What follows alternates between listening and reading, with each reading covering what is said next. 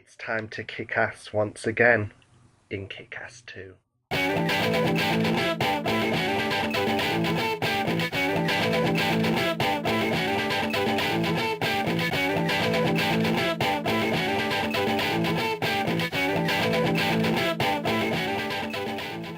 Everyone, it's me, Ben, and welcome to Entertainment Zone. I'm here for my review of Kick Ass 2. Kick Ass 2, okay. I'm just gonna start right off the bat and say I really enjoyed the movie. Really enjoyed it. There's some changes from the comic books, not really too major. Um, I think fans of the comics will probably really enjoy it. I really enjoyed the movie, and I would actually go as far to say I actually enjoyed it more than the first Kick-Ass, which really surprised me actually. And I've got to say this: the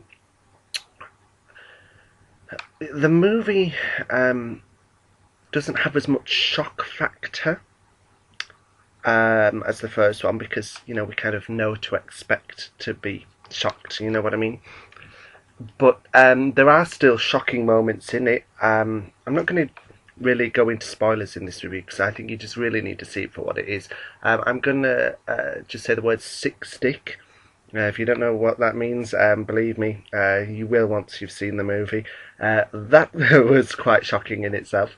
Um, but I feel the movie has a lot more heart. You really feel for the characters in this one, especially Kick-Ass and Hit Girl. Um, and yeah, I don't know, a lot more drama in this one. Um, and if you haven't read the comic books, you'd probably be shocked by some of the events that happen in the movie, especially ones that really upset Dave. Kick-Ass, Uh, but the cast's as phenomenal as ever. Aaron Taylor Johnson, of course, Kick-Ass. He does a great portrayal of Dave in Kick-Ass because I'm sure, like myself, many geeks will really relate to the character of Dave and think, what a cool guy.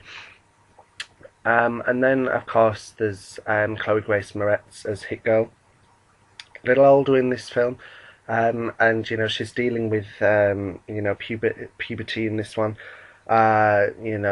becoming a young woman, and finding her identity. Is she Mindy? Is she Hit Girl? Can she be both?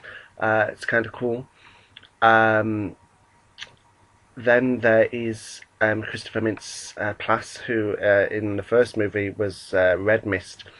In this movie, he becomes the motherfucker. Now, the concept for the character of the motherfucker is very, it's genius. The character's origins, how he actually ends up becoming this character, is it's very funny, very comical, and Christopher Mintz-Plasse's portrayal, it's so excellent because he maintains the comedy side of the character.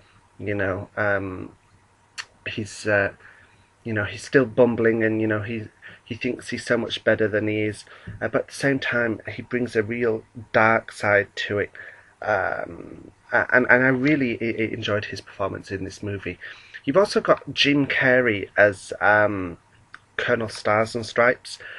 A lot of hype about Jim because of him not wanting to promote the movie because of the violence so soon after Sandy Hook.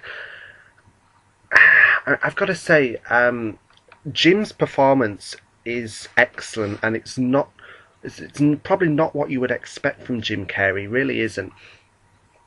But the violence in the movie. There are some really violent moments in it, but I don't think it's as shocking as anything as we've seen in Kick-Ass 1. Nor do I think it's as violent as, say, like the Saw franchise, Carrey was excellent, though, but I think both him and his character have really been hyped for the publicity of the movie, especially when you consider the amount of screen time he actually only has in the film. We've got a load of great new characters too. There's Night Bitch, who's kind of a love interest for Kick-Ass in this movie. And then we've got other cool characters. Mother Russia really stands out. And we've got Motherfucker's relationship with his butler Javier. They're not father-son relationship, but kind of mirrors Bruce and Alfred in Batman, but in a supervillain way. The movie is very funny and as I said, very heartfelt too. And it really seemed to fly by. It's very fast paced. There's a great scene after the credits, so be sure to stick around for that. It's only short, but it's very funny. Comic book purists will probably be like, no, but I personally found it very funny. And it's well worth checking out. I must say, I only have one little gripe with this movie. It really does have a very shameless plug for an X Factor produced boy band called Union J. The scene itself, it features Hit Girl and it's very funny. But it was like, man, what a shameless plug. But also, if you're a Jessie J fan, check out her new song Hero during the end credits. It's very cool. As I said, the shock value is not as much purely because we've come to expect it, but the acting's top notch. I've got to talk about the visuals. Directed by Jeff Wadlow this time, and he did a really marvellous job. He brought a lot of what Matthew Vaughn did the first time round and kind of added his own stuff too. There's some great sequences, especially one with Hit Girl, but as Mindy, on top of a moving van. That was a cool sequence. And the end battle, I won't give too much away, that was very well done too. And I think he's going to have a very good career. He's been tipped to be directing an upcoming X-Force movie. If that happens, bring it on, because he's proved he can do it with this movie. I've kind of seen mixed reviews around the net for Kick-Ass 2, but personally, I would recommend it. If you enjoyed the first one, you're definitely going to love this one. Okay, guys, if you've seen the movie, be sure to let me know what you think. Leave a comment below or tweet me at BLMaiden. And don't forget to subscribe if you want the latest movie news and reviews. And don't forget, we also have a Tumblr. Need to get back on top of that, though, I must admit. And you can find that at entertainmentzone.tumblr.com. And I will see you all very, very soon. Take care, guys.